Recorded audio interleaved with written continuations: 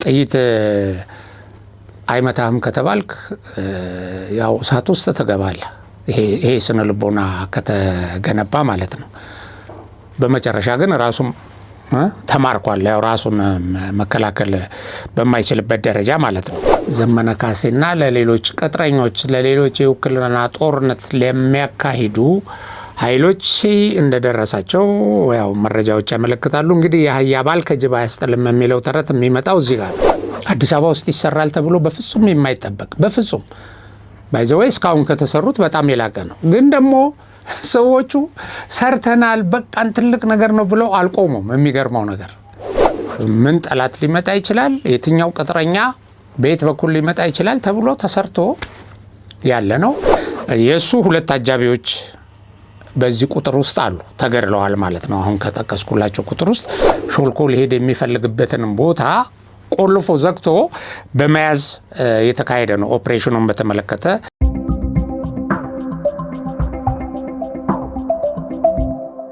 ሰላም ጤና ይስጥልኝ። የሀቅና ሳቅ ሚዲያ አድማጭ ተመልካቾቻችን እንደምን ሰንብታችኋል?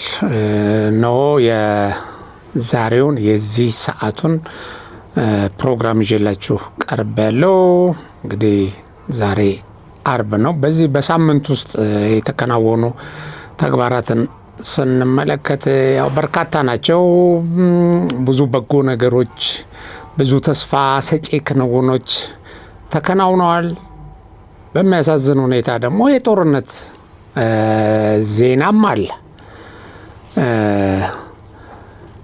ለዛሬ ያስኳቸውን ለመጠቃቀስ በአማራ ክልል የተለያዩ ዞኖች በተካሄዱ ኦፕሬሽን መከላከያና የክልሉ የጸጥታ ኃይሎች ባካሄዱት ኦፕሬሽኖች የጽንፈኛው ኃይል አመራሮችና ተዋጊዎች በብዛት ተደምስሰዋል። በጎንደር፣ በጎጃም፣ በሸዋ፣ በወሎ እንዲሁም ይሄንን እንመለከታለን። በእነዚህ ኦፕሬሽኖች በርካቶች የጽንፈኛው ኃይሎች ማለት ነው ሙትና ቁስለኛ ሆነዋል። የቡድንና የነፍስ ወከፍ መሳሪያዎች ተተኳሾች ተማርከዋል። እንዲሁም የሎጂስቲክ ንብረቶች በቁጥጥር ስር ውለዋል። ቁልፍ ቦታዎችን መሸሸጊያ መወሸቂያም ተነጥቋል። ጽንፈኛው ኃይል በእነዚህ አሁን በጠቀስኩት ቦታዎች ጎን ለጎን በውጊያ የተማረኩ አሉ። በውጊያ የሚማረከው እንደምታውቁት ያው ምርኮኛ ነው የሚባለው። እንደገና ደግሞ ወደ ሰላም የመጡ አሉ። እነሱ ወዶ ገብ ነው የሚባሉት፣ ያው በፍላጎታቸው የመጡ ይሄ ሁለቱም አይነት ወደ ሰላም መጥቷል። እነሱም የቡድን የነፍስ ወከፍ መሳሪያ እየያዙ የሬዲዮ መገናኛ እየያዙ ነው የመጡት። እንደዚህ ሆኖ ህይወትን ማትረፍ ሲቻል በውጊያ ላይ አላማ በሌለው ዘረፋን ብቻ አላማው ባደረገ ህዝብን በሚያሰቃይ የህዝብን ችግር በሚያባብስ ተግባር ላይ ተሰማርቶ የመሞት የመቁሰል አደጋዎችን የሚያስተናግድ ኃይል ያሳዝናል። ይህን እናያለን። እንግዲህ በአመቱ በተለያዩ ዞኖች እንዲሁ በጣም በርካቶች አሁን ቁጥራቸው ወደ 40 ሺህ እያሻቀበ ነው ወደ ሰላም የመጡት ማለት ነው። እና ታድሶ ገብተው ወደ ሰላማዊ ህይወት ተሰማርተው የሰላምን ህይወት እየመሩ ህዝብን እያገለገሉ በልማት ተግባር ላይ የሚጠበቅባቸውን አስተዋጽኦ እያደረጉና ቤተሰቦቻቸውን እየመሩ ይገኛሉ። በምሳሌነት የደቡብ ጎንደርን ምን ያህል ቁጥር፣ ምን ያህል መሳሪያ፣ ምን ያህል ወደ ሰላም የመጡ ኃይሎች እንደነበሩ በማሳያነት እንመለከታለን። ይሄ አማራጭ አለ። ይሄ አማራጭ እያለ የሚሞቱ የሚቆስሉ ዋስትና በሌለው የሌላን አላማ ለማሳካት በውክልና ጦርነት መሞት በጣም ያሳዝናል። ታሪክም የለውም። እንደገና ቤተሰብንም ራስንም ይጎዳል። እነዛን እንግዲህ እናያቸዋለን። እንግዲህ ይሄ ኃይል በእነዚህ አሁን በጠቀስኩላችሁ የአማራ ዞኖች ሁሉ ውጥረት ውስጥ በመግባቱ በተሰነዘረበት ማጥቃት ውጥረት ውስጥ በመግባቱ ምክንያት የኢትዮጵያ ሰራዊት የህወሓትን ወረራ አደርጋለሁ ውጊያ ከፍታለሁ ምናምን የሚልን ሙከራ ለመመከት እንቅስቃሴ ሲያደርግ ይሄ ወደዛ የሚሄድን ኃይል እዚህ መንገድ ላይ አቆማለሁ እዚህ ደመሰሳለሁ የሚለው ኃይል በራሱ ውጥረት ውስጥ ስለገባ ያንን ማድረግ ስላልቻለ ሰራዊቱ በሚፈልገው ደረጃ በሚፈልገው መጠን ተንቀሳቅሷል ወደሚፈልግባቸው አካባቢዎች። ቲፒኤልኤፍም ሲገልጽ ነበር ከምዕራብ ወደ ምስራቅ እየመጣ ነው፣ ከዚህ ወደዚህ እየሄደብኝ ነው፣ እየከበበኝ ነው ምናምን ይላል። ያው እነሱ በሚሉት መጠን ማለት አላማው ትግራይ ላይ ጦርነት ለመክፈት ወይም ከቲፒኤልኤፍ ቀድሞ ውጊያ ለማድረግ አይደለም። ይሄ አይደለም የሰራዊቱ ዓላማ። ግን መሬቴን በኃይል አስመልሳለሁ እንደዚህ ያደርጋለሁ የሚለውን ኃይል መመከት አለበት እና ወታደራዊ ዝግጁነቱንና ቁመናውን ጠላት ፍላጎቱን እንዳያሳካ በሚያደርግበት የሀገሪቱ ስትራቴጂክ ወታደራዊ መሬቶች ላይ ሁሉ ያው መሰማራት እና ሀገርን ሰላምን መጠበቅ ስላለበት ይሄንን የሚያውክ ኃይል አልተፈጠረም። እንደተባለው እናውቀዋለን፣ በዚህ ቢሄድ እዚህ ጋር እንቆርጠዋለን፣ እንደዚህ ከጀርባው እንታዘላለን የሚለው ከሽፏል። ይሄ ባለማድረጉ ደግሞ ከህወሓት ይሄ ጽንፈኛው ኃይል ወቀሳ ደርሶበታል። እንደዚህ ነበረ ወይ ውለታችን? በዚህ ደረጃ መጥቶ ሰራዊቱ ከባድ መሳሪያዎቹን የቡድን መሳሪያዎቹን ተሽከርካሪዎቹን እና የሰው ኃይሉን አጓጉዞ በዚህ መጠን ሲመጣ ምንድን ነው የኛ ጽምዶ ማለት የሚል ወቀሳ ለነ ዘመነ ካሴና ለሌሎች ቅጥረኞች ለሌሎች የውክልና ጦርነት ለሚያካሂዱ ኃይሎች እንደደረሳቸው ያው መረጃዎች ያመለክታሉ። እንግዲህ የአህያ ባል ከጅብ አያስጥልም የሚለው ተረት የሚመጣው እዚህ ጋር ነው እና አሁን ጽምዶ አንዱ ሲነካ አንዱ ይደርስለታል፣ በጋራ እንደዚህ እናደርጋለን ምን የሚባለው በኢትዮጵያ ወታደራዊ ታክቲክ ትስስሩ እየተበጠሰ ነው ያለው። መቼም ተሳስረው የሚፈልጉትን ነገር የተሰጣቸውን ተልዕኮ ሊወጡ አይችሉም። ይሄ ብቻ አይደለም፣ ከውጪ ወደ ውስጥም እናጠቃለን ብሎ የቲፒኤልኤፍ ኃይል ሱዳን ውስጥ ወታደራዊ ዝግጅት እያደረገ ነው። ተጨማሪ የአርሚ ኃይሎችን ወደዛ እያስገባ ነው። ይሄንን የቡድኑን እንቅስቃሴ በቅርበት የሚከታተሉት ጀነራል ጻድቃን ገልጸውልናል። ይሄ ሱዳን ውስጥ ያለው አርሚ 7 የሚያጠናክር ሌላ ተጨማሪ ኃይል በተለያየ ጊዜ ተሞክሯል። ከዚህ በፊት እንደምናስታውሰው በድሮን የተመታ ኃይል አለ፣ የተረፈው ሄዷል። እዛም ከወጣ በኋላም እንደዚሁ ተመቷል። ሌላ ተጨማሪ ኃይል ወደዛ የማጓጓዝና የማጥቃት አቅጣጫውን በቤንሻንጉል አካባቢ አድርጎ ከሱዳን ኃይል ጋር ቡርሃን ኃይል ጋር ተሳስሮ ያው ግብጽ የፋይናንስና የመሳሪያ ድጋፍ እያደረገች ሻዕቢያም ተጨምሮ ይሄንን እናደርጋለን የሚል እቅድ አላቸው። በዚህ በኩል በዚህ በአፋር እንደገና ደግሞ በወልቃይትም በተለይ በዚህ በምዕራቡ ቀጠና ከፍተኛ ዝግጅት አላቸው በዛም በኩል ለማድረግ። ምክንያቱም ከውጭ ኃይል ጋር መተሳሰር ይፈልጋሉ። ብቻቸውን አቅም ስለሌላቸው ከውጭ ኃይል ጋር እንደገና ደግሞ ከዚህ ከጽንፈኛው ፋኖ ኃይል ጋር ለመተሳሰር እነዚህን ስትራቴጂ ነድፈው እየተንቀሳቀሱ ነው ይላሉ። ኦኬ፣ ግን ይችላሉ ወይ? ያደርጉታል ወይ? ኦኬ፣ ቢያደርጉትስ የኢትዮጵያ መከላከያ እና የጸጥታ ኃይሉ ይሄን የመመከት አቅምና ቁመና አለው ወይ? ውጤቱ ምን ይሆናል የሚለውን ትንሽ እንመለከታለን። እና ሌላው ህወሓት የተለያዩ አመራሮች በተለያዩ ጊዜ እየወጡ ትግራይ ውስጥ አፈሳ የለም ይላሉ። ባይዘዌ በግድ እያፈሳችሁ ነው የሚል በተለያዩ የሰብአዊ መብት ድርጅቶችም ዓለም አቀፍ ተቋማትም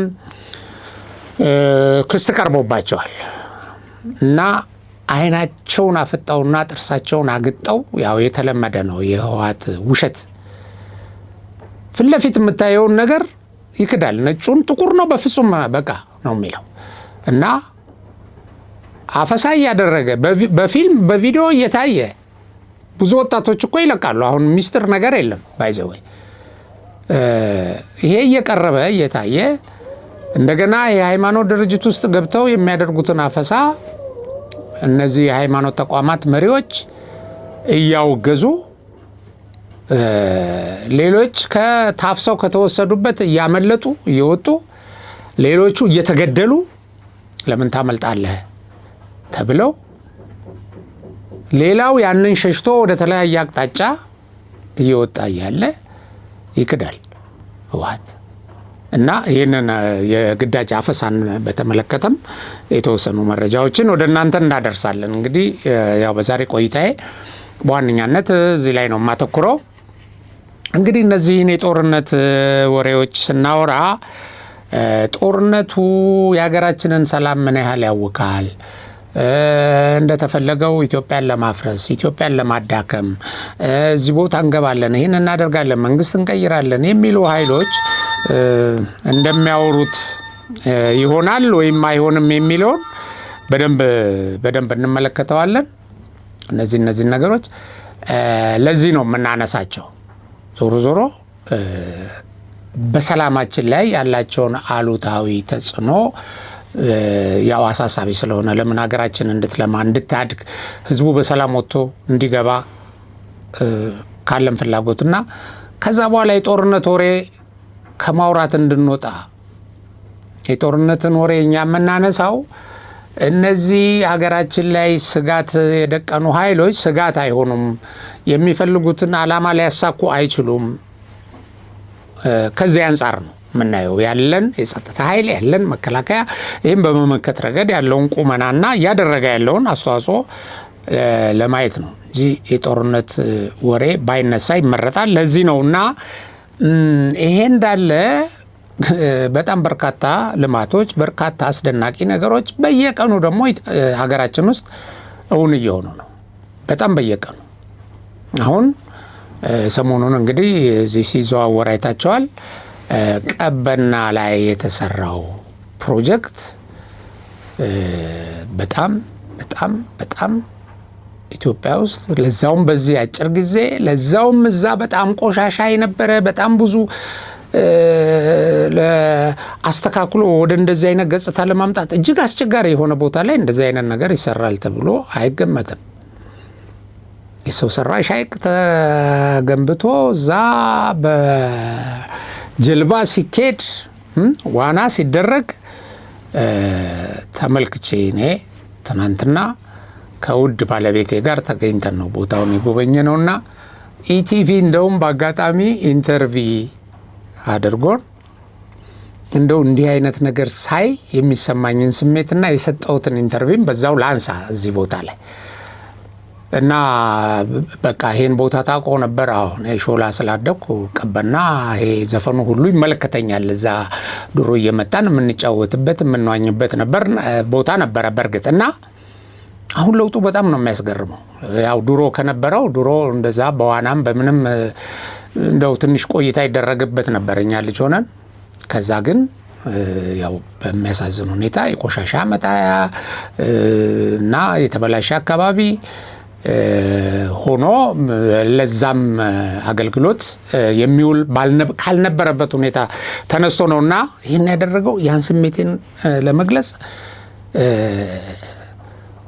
አድናቆት ብቻ ሳይሆን ለምንድነው ሀገሪቱን እንደዚህ አይነት ለውጥ እየሰሩ ያሉ ሌሊትና ቀን 24 ሰዓት እየሰሩ በዚህ ደረጃ ሀገሪቱን እየለወጡ ያሉና ከዚህ በላይ ለመለወጥ የሚተጉ ሰዎችን ጥቂት ሰዎች የሚረግሟቸው አመጽ የሚጠሩባቸው እንቅፋት ለመሆን የሚሞክሩባቸው በዚህ ጊዜ ይወድቃሉ ምናምን ክረምትና አልፎም እንደዚህ እያሉ ሟርት የሚያመርቱባቸው ምን ያህል በጥላቻ የታወርን ሰዎች መሆናቸው ነው። እነሱ ያለ ማቋረጥ ይሰራሉ። የነሱ የኢትዮጵያ ሕዝብ ጠላቶች ደግሞ ያለ ማቋረጥ ስም ያጠፋሉ። ያለ ማቋረጥ አመጽ ይቀሰቅሳሉ። ያለ ማቋረጥ ያሟርታሉ፣ ይራገማሉ። አንዳንዶች ጠምጥመው ሲራገሙ ሳይ በጣም አፍራለሁ። ሲራገሙ ለሚራገሙ ሰዎች ባይዘዌ ለነሱ ያደርግላቸው ነው። ባይዘዌ ክፉ ያሰበ ክፉ ራሱ ነው የሚከፍለው ማለት ክፋት ላዩ ላይ ነው የሚያርፈው። ቅን ሰዎችን የሚሰሩ ሰዎችን የሚሰሩ እጆችን የሚታትሩ ዜጎችን እና ባይዘዌ የቀበና ጉብኝቴ የፈጠረብኝ ስሜት ነው። ይህን ስሜቴን አሁን በገለጽኩላችሁ መንገድ ከውድ ባለቤቴ ጋር ሆኜ ኢቲቪ ላይ ኢንተርቪው ሰጥተናል። ኦን ዘ ስፖት በቃ እዛ ላይ የነበረኝን ስሜት እና ከዛ በላይ የሚሰሩ ሰዎችን ለምንድን ነው የምናደናቅፈው ወይም እንደዚህ ባልጩት የምንወረውርባቸው ወይም ይሄ መሰናክል ለመስራት የምንሞክረው ያው ባንችልም ማለት ባይችሉም እነዛ መሰናክል የሚሰሩ እና በጣም ያስቆጨኛል። ባይዘው እርግማን ይገባቸዋል። ስድብ፣ ሟርት በጣም ነውር ነው እና እዛው ቦታ ላይ ከኔ ቀጥሎ የገቡ አንድ ሰው ስም እኔ ይሄንን ከኔ ቀጥሎ የገቡ አንድ ሰው ስም እኔ ይሄንን ሰውዬ አሉ ታምሩ ብየዋለሁ አሉ። ታምሩ ትልቅ ሰው ናቸው እና ታምር እኮ ነው። እኔ እኮ በዚህ ሳልፍ ይሄ እዚህ ጋር ምን እየተሰራ እንደሆነ አላየውም። በቅርብ ጊዜ ደግሞ እንደዚህ አልነበረም ይሄ ቦታ። እንደዚህ የሚሰሩ ተአምረኞች አሉ። እውነት ነው እና ተአምር ነው እና ተአምር የሚሰሩ ሰዎችን ለማደናቀፍ ተአምራዊ ሴራ ምንድነው? የክፋት መጠናችን ለማመን በሚያስቸግር እዚህ በክፋት በተንኮል በሐሜት በጥላቻ የሚንቀሳቀሱ ሰዎች ይገርሙኛል። አስቀድመው አሁን እንደዚህ አይነቱን ነገር አስቀድመው ለማጣጣል አስቀድመው ለማኮሰስ ይሞክራሉ። አሁን አዲስ አበባ ውስጥ እስቲ ሰው ሰራሽ ሐይቅ ተሰርቶ በዚህ ደረጃ ጀልባ ሲቀስፍበት ዋና ሲዋኝበት እንደዛ አይነት ውበት አዲስ አበባ ውስጥ ይሰራል ተብሎ በፍጹም የማይጠበቅ በፍጹም ባይዘው እስካሁን ከተሰሩት በጣም የላቀ ነው። ግን ደግሞ ሰዎቹ ሰርተናል በቃን ትልቅ ነገር ነው ብለው አልቆሙም። የሚገርመው ነገር አሁን አርባ ምንጭ ላይ ደግሞ እንደዚሁ በሐይቅ ላይ ሆኖ የሚንቀሳቀስ ሆቴል ተሰርቷል። አሁን ጠቅላይ ሚኒስትሩ እዛ አርባ ምንጭ ናቸው። አሁን ያ የሚረገሙት የሚሰደቡት ጠቅላይ ሚኒስትር እዛ ያለውን ሕዝብ ተመልከት እንዴት እንደተቀበላቸው ወጥቶ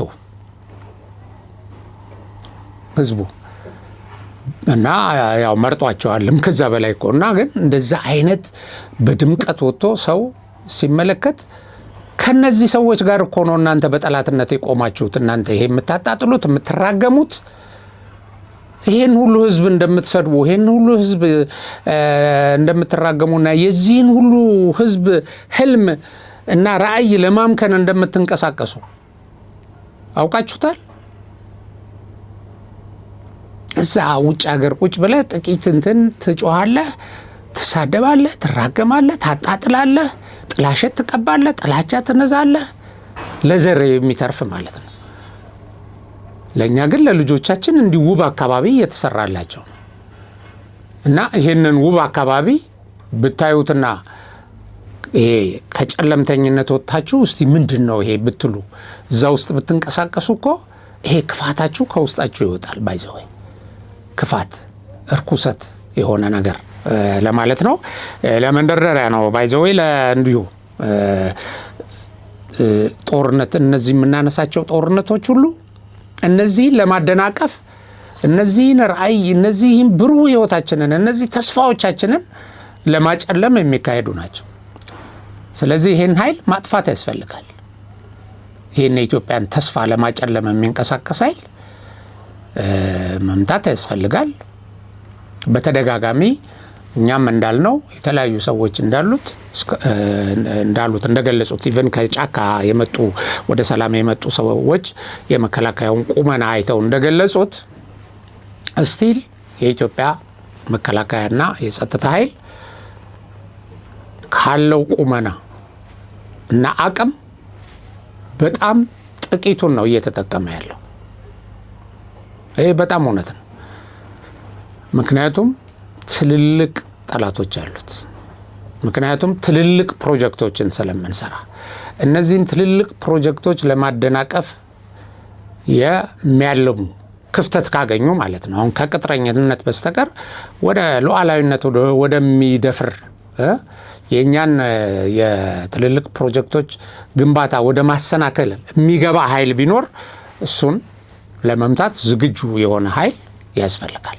ስለዚህ ከዚህ ላይ ጥቂቱን ወስደህ ነው ይሄንን በየቦታው የሚወራጭ ታጣቂ የምትመታው። ይሄን ነው እያደረገ ያለው መከላከያውና እነዚህ እንግዲህ ተገኙ የምላችሁ ድሎች በዚህ መጠን ያለ የመከላከያ ኃይላችን ነው ኃይሉን አንቀሳቅሶ እነዚህን ላይ እርምጃ እየወሰደ ያለው ማለት ነው።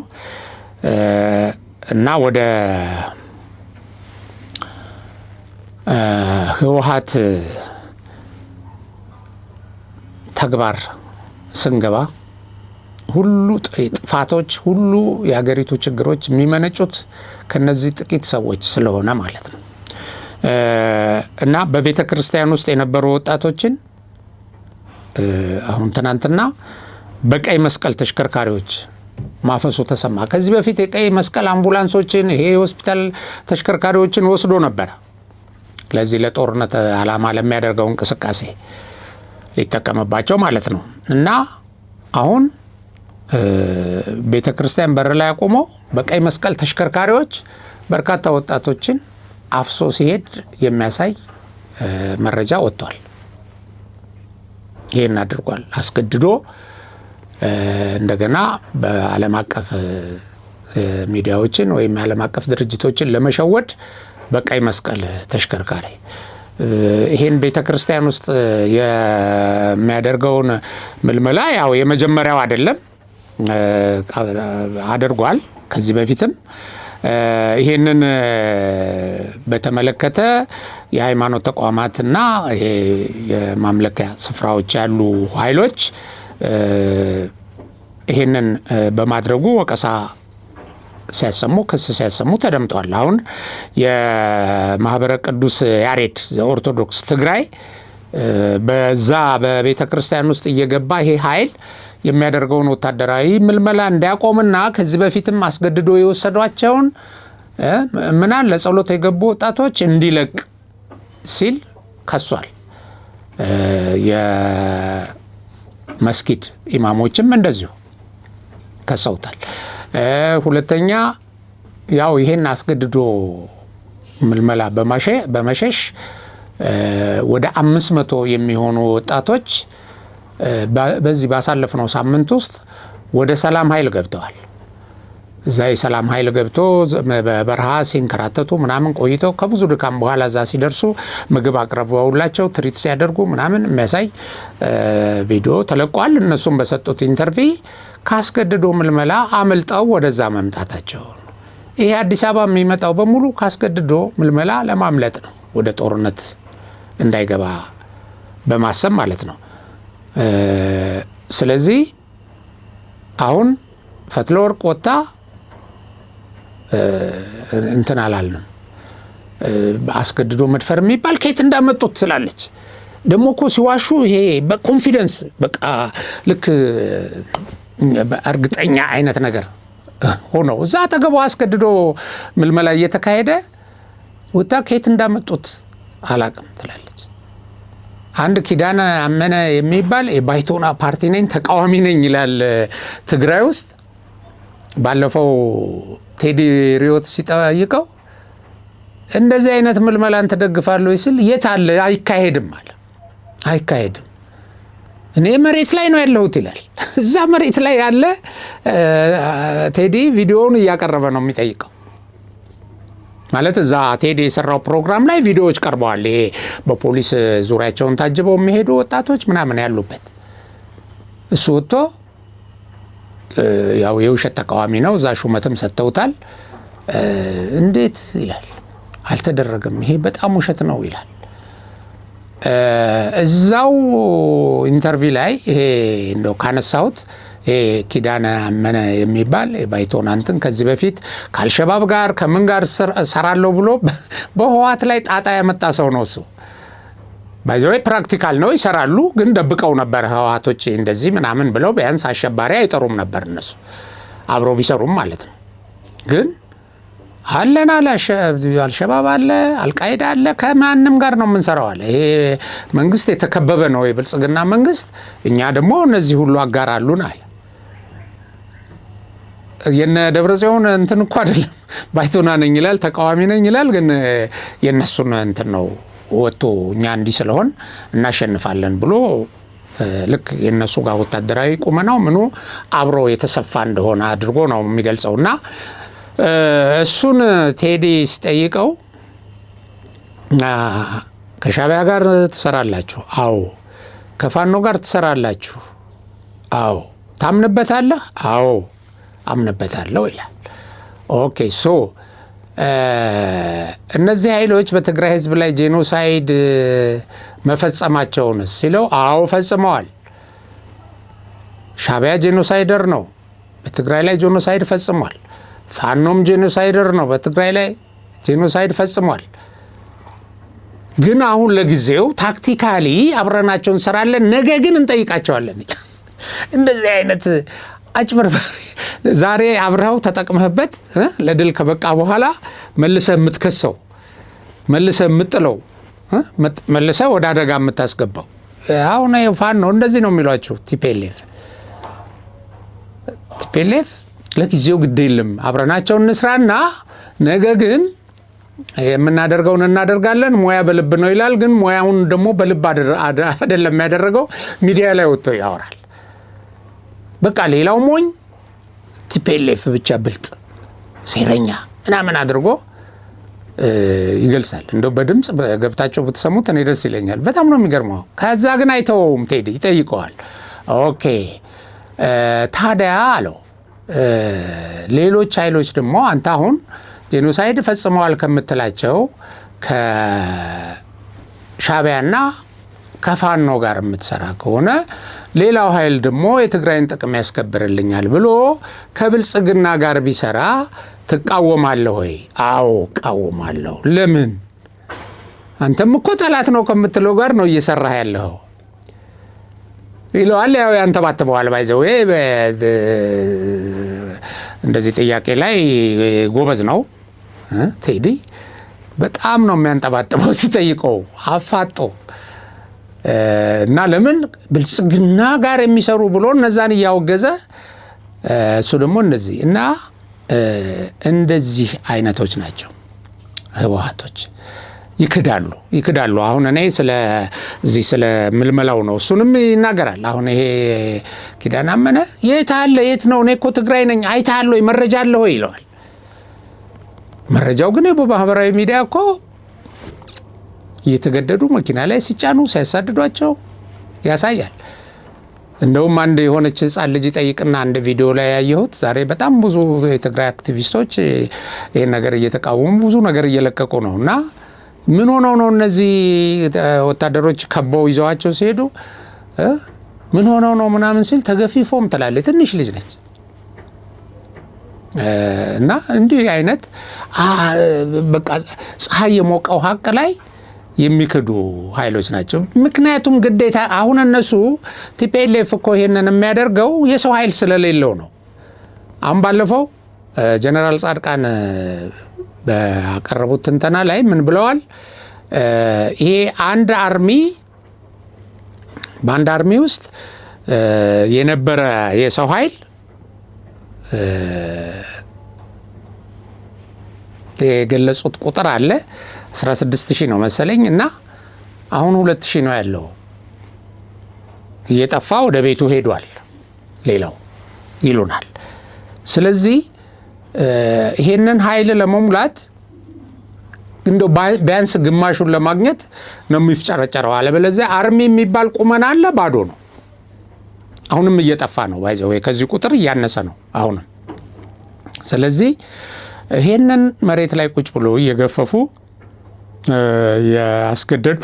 ያስገደዱ መክፈፍ ማለት ይሄ ያስገድዶ እንትን ማለት ነው፣ ጎትቶ ማስገባት ነው ያው በትግርኛ። እና ይሄንን እያደረጉ እኛ በታሪካችን አስገድደን ምልመላ አድርገን አናቅም ሁሉ ትላለች ሞንጆር። አስገድደን ምልመላ እንዲህ አይነት ውሸታም ድርጅት እንዲህ አይነት ህዝቡ በየቀኑ የሚያየውን እውነት የሚክድ ድርጅት ምንድነው እንዴት ነው መርቶ ለድል ሊያበቃ የሚችለው? ለራሱ እንደው ፍላጎቱን ሊያሳካ የሚችለው? አምነህ መሬት ላይ ያለውን እንትን ገምግመህ ነው የምትገባው። እና እንደዚህ አይነት አለ እንግዲህ በዚህ በደቡብም አድርገን ምክንያቱም የግብጾች ፍላጎት ይሄ ነው። ይሄ ህዳሴ ግድብ ያለበትን አካባቢ ለሚያናውጥለት እዛ አካባቢ ይሄን ጦርነት ወደዛ ለሚወስድለት ኃይል ማንኛውንም ክፍያ ይከፍላል። ፈርዖኖቹ ለዚህ ማንኛውንም ነገር ያደርጋሉ። እሱ ነው ያልተሳካላቸው። ከዚህ በፊት ትንንሽ ድርጅቶች መስርተዋል። የቤንሻንጉል ምናምን የጋምቤላ የምናምን ብለው መስርተው ያውቃሉ እና አልተሳካላቸው። ምንም ሊያደርግላቸው አልቻለም። ኢቭን የአልቡርሃን ኃይል እድል ቢያገኝ ኖሮ ቢጠናከር ኖሮ ያን አካባቢ ያን ቀጠና እንዲረብሽ እነሱም ኃይል አምጥተው አየር ኃይላቸውን ትግራይ ውስጥ ማነው እንትን ሱዳን ውስጥ አድርገው ሌላም የእግረኛ ማሰልጠኛ አድርገው ይንቀሳቀሱ ነበር። ደቡብ ሱዳን ውስጥ እንደዛ ኃይል ነበራቸው ያን ቀጠና የሚቆጣጠሩበት። ግን አሁን እንደፈለጉ እንትን ውስጥ ሰሜን ሱዳን ውስጥ የፈጥኖ ደራሹ ኃይል ስላለና የቡርሃንን ኃይል በሚፈልገው መጠን እንዳይንቀሳቀስ ስላደረገው አልተሳካላቸውም። ስለዚህ አሁን የአልቡርሃንን ኃይል ሰፖርት አድርጎ የሻዕቢያም ኃይል ገብቶ የቲፒኤልኤፍም ኃይል ገብቶ ይሄን ለማድረግ ነው። አሁን ብዙ ጊዜ እየሸጡ ነው የምንለው። አዎ የአልቡርሃን ኃይል እንዳይዳከም ያግዛሉ። ግን ደግሞ የረጅም ጊዜ ግባቸው አብረው ተዋግተው ኢትዮጵያን ማፍረስ ነው ከዛ ኃይል ጋር።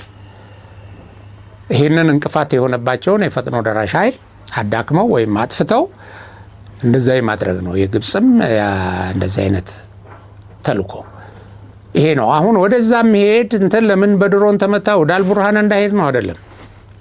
ቀጥታ ታርጌቱ ኢትዮጵያን ከውጪ ወደ ውስጥ ማጥቃት ስለሆነ ነው። እና እችን ይፍጨረጨራሉ፣ ይሞክራሉ። ግን ይችላሉ ወይ ሌላ ጉዳይ ነው። ህልም ቅዠት ምናምን ነው። አንዳንዶች ይሄን ስትራቴጂ ልክ እንደ አዲስ አድርገው አሁን ባለፈው አንድ ሚዲያ ላይ ያየሁት ይሄን ምስጢር ሰምተናል አይነት ነገር ብለው በቃ የብልጽግና መንግስት ይሄንን 2019ን አያይም ምናምን ይላሉ። ለምን በዛም በዚህም እንግዲህ ከተከበበ ይወድቃል ብለው። ግን በዛም በዚህም በምስራቅም በምዕራብም በደቡብም በሰሜንም የሚመክት ኃይል እኮ ነው የተገነባው የኢትዮጵያ ኃይል በቴክኖሎጂው፣ በአየር፣ በምድር፣ በባህር፣ በሳይበር ፎርስ በጣም የተጠናከረ ኃይል ነው። ይሄን የኢትዮጵያን የቆዳ ስፋት በሙሉ ሊሸፍን የሚችል ሰራዊት ከኢትዮጵያ ሕዝብ ቁጥር ጋር የሚመጠን ከጠላቶቻችን ጋር ምናልባት ጠላቶቻችን ብለን ከተነተን ነው እነሱን ሊመክት የሚችል ኃይል ካልኩሌት ተደርጎ ነው የተሰራው። ዝም ብለ እንደዚህ በየሜዳው ይሄን ኃይል ይዘ በአመት በማነው በ24 ሰዓት አዲስ አበባ ገባለሁ ምናምን በዚህ አመት የመጨረሻዬ ነው እንደምትለው አይደለም። መሬት ላይ ምን ጠላት ሊመጣ ይችላል፣ የትኛው ቅጥረኛ ቤት በኩል ሊመጣ ይችላል ተብሎ ተሰርቶ ያለ ነው። ኃይሉን ደግሞ ቆጥቦ አስፈላጊ ነው በሚልበት ጊዜ ጠላት ወሳኝ የሆነ እንቅስቃሴ ባደረገበት ጊዜ አብሮ ይመታዋል። አሁን ይሄ ነው ዝግጅቱ። በተለያየ ጊዜ የሰራዊቱ አዛዦችም እንደሚሉን ወደ እንትኑ እንምጣ። ለማንኛውም ወደዚህ ወደ አማራ ክልሉ ወደ ገለጽኩላችሁ በተለያየ አካባቢ ያው የተለያዩ በጽንፈኛው ላይ የተለያየ ኦፕሬሽን ተከፍቷል። አሁን ለምሳሌ 303ኛ ኮር እሼት ክፍለ ጦር ብሎ የሚጠራው የራሱን ላስታ የሚጠራውን አመራር አባላቱ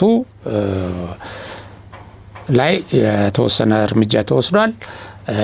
በዚህ እርምጃ መጠናከር ምክንያት በአመራር ላይ የነበሩም ተዋጊዎችም እስከ ዲሽቃ የደረሰ መሳሪያ ይዘው ወደ ሰራዊቱ ገብተዋል። ሌላው በአዊ ዞን አስተዳደር በዳንግላ ወረዳ አባድራ ቀበሌ ወንዳፋይ ቀበሌ በጀግናው መከላከያ ሰራዊት በተደረገው ውጊያ በርካቶች ሙትና ቁስለኛ ሆነዋል። ይሄን ባለፉት 24 ሰዓታት ውስጥ በተለያዩ የዞኑ ወረዳዎች ውስጥ መንግስት ያቀረበውን የሰላም አማራጭ ተቀብለው የገቡ የህገ ወጡ ቡድን ታጣቂዎች አሉ። ያው በምስል ምናምን ተለቋል።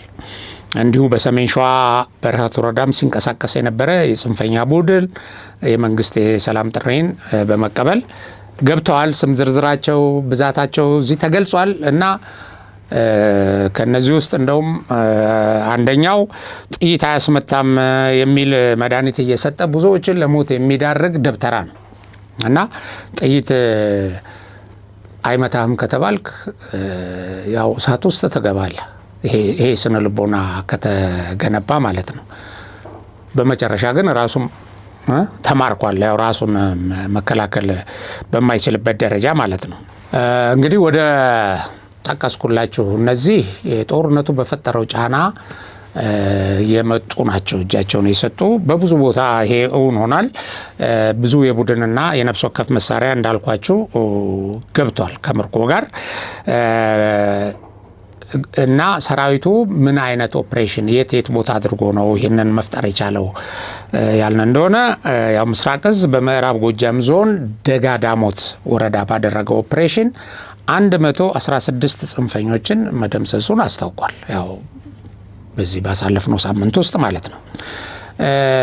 ይሄ ቁጥር መከላከያንም የጸጥታ ኃይላችንንም ፊት ለፊት የማይገጥም ኃይል እየተሽሎኮሎከ የደፈጣ የዚህ ጎሬላ ውጊያ የሚያደርግ በዚህ በኩል መከላከያ መጣ ሲባል በሌላ ቦታ የሚያመልጥ ኃይል ውስጥ በዚህ ቁጥር በአንድ ኦፕሬሽን ድምሰሳ ማካሄድ ትልቅ ድል ነው። ባይዘወይ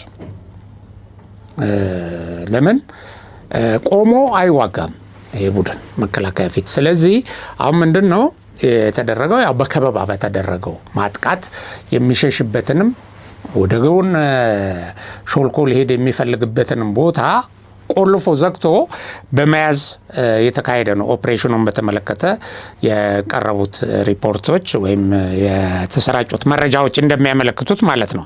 እና ይህን ስምሪት የመሩት የኮሩ ምክትል አዛዥ እና የሌላ የክፍለ ጦር አዛዥ ደግሞ በጋራ ሆነው ስለዚህ ውጊያ በሰጡት መግለጫ በዚህ በደጋ ዳሞት ወረዳ ሐሙስ ገበያ በተደረገ የተቀናጀ የጸረ ሽምቅ ስምሪት የሽምቅ ውጊያ ስለሆነ ይሄ ቡድን የሚያደርገው የጸረ ሽምቅ ስምሪት ነው የተደረገው። ስለዚህ በቀጣይም በጸረ ሽምቅ ስምሪት ነው ይሄ ቡድን ሊጠፋ የሚችለውና በጸረ ሽምቅ ስምሪት በርካታ የጽንፈኛ አባላት ተደምስሰዋል። ያው ዛከ የገለጽ ናቸው እና በዚህ ውስጥ የዝናቡ ልንገረው የተባለ የጽንፈኛው መሪ አሁን በቅርብ ጊዜ ስሙ እንደው ከነዘመነም ከናስረስም ጎላ ብሎ እየቀረበ ያለው ራሱ የፋኖ አባላትንና አመራሮችንም ሊያፈነግጡ ነው ሊከዱ ነው ብሎ የሚያስበውን እያሰረ የሚደበድብ በቃ አድራጊ ፈጣሪ የሆነ አምባገነን የሱ ሁለት አጃቢዎች በዚህ ቁጥር ውስጥ አሉ፣ ተገድለዋል ማለት ነው። አሁን ከጠቀስኩላቸው ቁጥር ውስጥ ሁለቱ አጃቢዎቹ ሞተዋል። ያው እሱ እንደዚህ አይነት ውጊያው የሚደረግለት ቦታ ላይ ሆኖ ስላልሆነ አመራር የሚሰጠው ያው አምልጧል። ያው የጊዜ ጉዳይ ነው። አጃቢዎቹን ማግኘት ተችሏል። ያው እሱ ለጊዜው አምልጧል እና በዚህ ስምሪት ኤኬኤም ክላሽ፣ የዲሽቃ ጥይት፣ የቃታ መሳሪያዎች፣ ቦምቦች፣ ትጥቆች እንደገና የጸጥታና የመከላከያ መስለው ለማወናበድ ሰርጎ ለመግባት ያዘጋጇቸው አልባሳት በብዛት እና ሌሎች ለሎጂስቲክ ለስንቅ ለምንም የሚጠቀሙባቸው ሎጂስቲክ ማቴሪያሎችም በቁጥጥር ስር ውለዋል። በእነዚህ ጥቃት አሁን የጠቀስኩላችሁ ቁጥር ውስጥ የተደመሰሱ ሰዎች ዋና ዋና የሚባሉት በስም ዝርዝር ቀርበዋል። እኛ አሁን ስም ዝርዝር እዚህ አንጠራም። ኤኒዌይ ከቡድን መሪ እስከ ሻለቃ፣ ኮር አዛዥ፣ አስተባባሪ፣ የሎጂስቲክ ኃላፊ፣ የፕሮፓጋንዳ ሰዎች እንዳልኳችሁ ደግሞ አጃቢዎች እና ደግሞ ይሄ የቡድን መሳሪያ የሚይዙ የቡድን መሳሪያ ይዘው ውጊያ የሚያካሂዱ ተጠቅሰዋል። እነዚህ ሁሉ የተማረኩበት ኦፕሬሽን ነው። ስለዚህ በዚህ ውጊያ ህዝቡ መረጃ በመስጠት አስተዋጽኦ አድርጓል። የክልሉ ጸጥታ ኃይልም በተሰጠው ቀጠና ሆኖ ዘግቶ በመዋጋት ለድሉ ከፍተኛ እንትን አድርጓል። በሌላ በኩል ደግሞ በምስራቅ ደንቢያ ወረዳ ሲንቀሳቀስ የነበረ ጽንፈኛ ቡድንም እንደዚሁ ተደምስሷል። በማዕከላዊ ጎንደር ዞን ምስራቅ ደንቢያ ወረዳ ወይና ማርያም አካባቢ ሲንቀሳቀስ የነበረው ጽንፈኛ ቡድን ተደምስሷል። ይሄ ጥፋት ተልዕኮ ለመፈጸም በድብቅ ሲዘጋጅ የነበረን ኃይል አስቀድሞ መረጃ በመውሰድ እና በመክበብ ለመምታት የተቻለበት ሁኔታ ነው የነበረው። በእነዚህ ውጊያ ብሬን፣ ስናይፐር፣ ክላሽ፣ ቦምብ፣ የወገብ ትጥቆች፣ የክላሽ ካዝና፣ የስናይፐር እና በርካታ ቁጥር ያለው ተተኳሽ ተማርኳል። ይሄ እንግዲህ ራሱን የአጼዎቹ ክፍለ ጦር ብሎ በመሰየም የጎንደር ጠቅላይ ግዛት ህዝብ ግንኙነትና ሻለቃ አዛዥ ነኝ ብሎ አመራር ሲሰጥ የነበረ አማራ አሸናፊ የተባለውን አመራር ጨምሮ 9 የጽንፈኛው መሪዎች ላይ እርምጃ ተወስዷል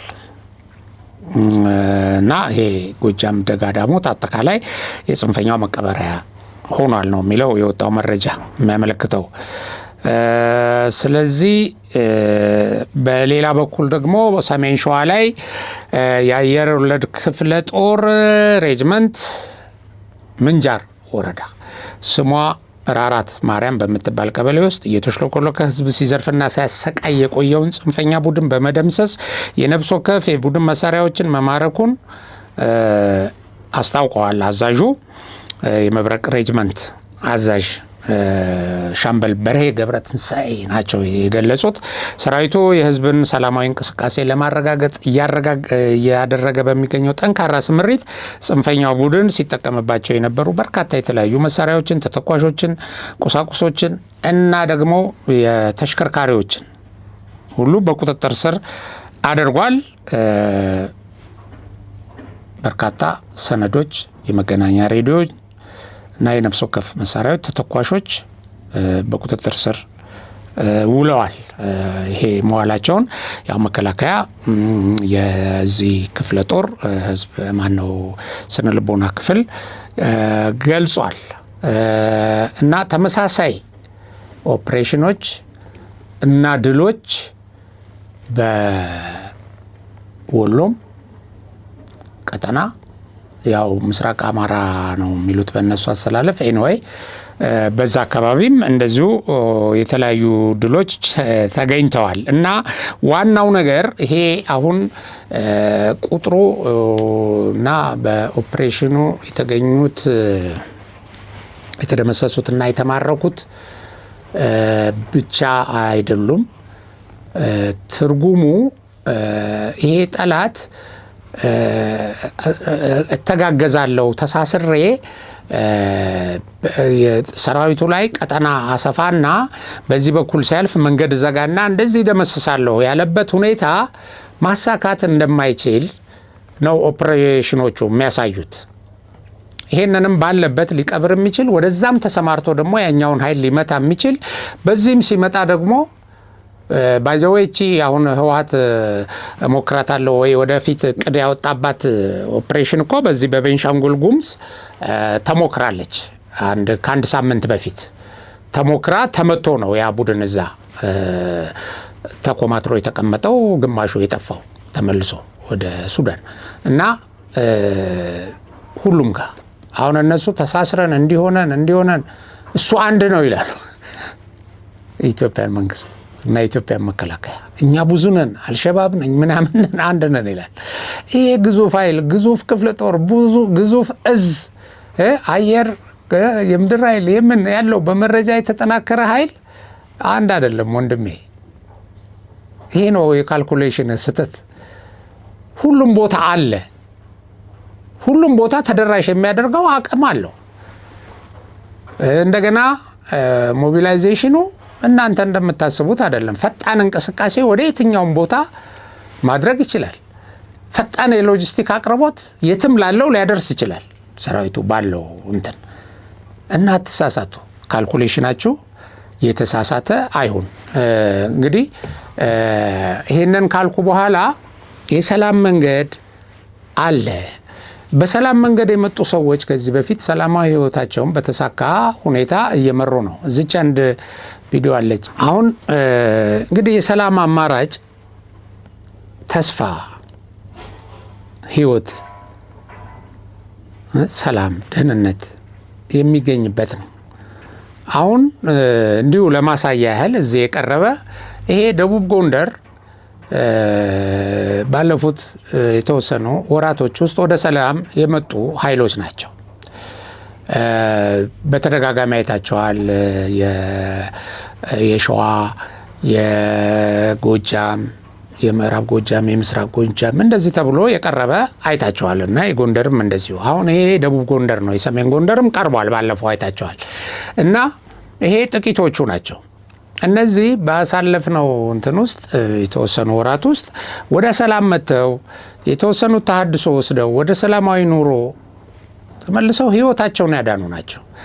አሁን በሰላም እየሰሩ የሚበሉ ናቸው። ያው እነሱ እንትን ሲሉ የመጡትን መሳሪያዎች እንመልከት እና እንግዲህ በዚህ ደረጃ የሆነ ጊዜ ትጥቅ ፍታ ተብዬ ነው ትጥቅ እንደዚህ አልፈታም ወደ መደበኛ አደረጃጀት ግቡ የተባለ ጊዜ ማለት ነው። እና ትጥቁም በዚህ መሰረት እየገባ ነው፣ ገቢ እየሆነ ነው። ይሄ ቡድን ምን ከግብፅ የመጣው ጥይት ገቢ እየሆነ ነው። ይሄ ሁሉ ሰው ወደ ሰላም መጥቶ ቅድም እንደነገርኳቸው አሁን ወደ 40 ሺህ እየተጠጋ ነው። ሰላማዊ ህይወቱን እየመራ ነው። ከዛ ውስጥ ወደ ሰላም መጥቶ አንተ ዛት ስትዋጋ እኮ እንዲህ ያደርገኛል ተብሎ እርምጃ የተወሰደበት የለም። በእንክብካቤ መንግስት ሌላውንም ኢንካሬጅ ለማድረግ ይሄን የሰላሙን መንገድ በልዩ ሁኔታ እንግዲህ ከነ ጌታቸው ከነ ጻድቃን የበለጠ ከዚህ በጠላትነት ተሰልፎ የነበረ ኃይል የለም። እዚህም ፋኖ ውስጥም ስታዩ እነ ማስረሻ ሰጤን ሌሎቹ አመራር ሲሰጡ ሲያዋጉ የነበሩ ሰዎች ናቸው። መንግስት በልዩ ሁኔታ እንክብካቤ እያደረገላቸው ነው ማለት ህይወታቸውን እንዲመሩና ለሀገር ሰላም አስተዋጽኦ እንዲያበረክቱ እያደረገ ነው። እነ ረዳት ፕሮፌሰር እያሱ ከዚህ በፊት እዚህ በፕሮግራማችን አቅርበናላቸዋል።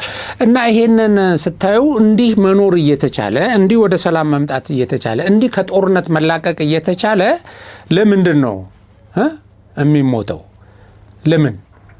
መሳሪያውም ትጥቁም በዚህ መሰረት እየገባ ነው። እንግዲህ ያው ሌላው በውጊያ ሲደመሰሱ ሰውየውም ሞቶ መሳሪያውም አብሮት አይሞትም። ያው ወደ መከላከያ ገቢ እየተደረገ ነው የሚሄደው እና እንዲህ እየሆነ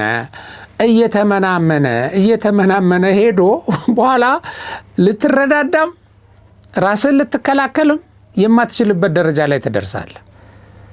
ይሄ ነው በቃ። ምክንያቱም ድል ከማድረግ የኢትዮጵያ መከላከያና የጸጥታ ኃይል የሚገድበው ነገር የለም በፍጹም። እና ከዚህ መማር ያስፈልጋል።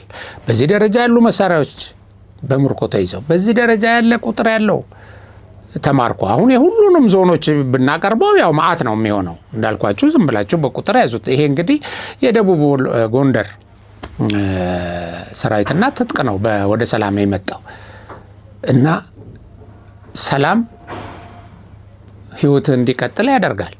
ሰላም የተሻለ ኑሮ እንድትኖር ያደርጋል። ሰላም ከቤተሰብ ጋር ተደስተ እንድትኖር፣ ሰላም ሌላውን እንዳታወክ እንዳትበጠብጥ ያደርጋል።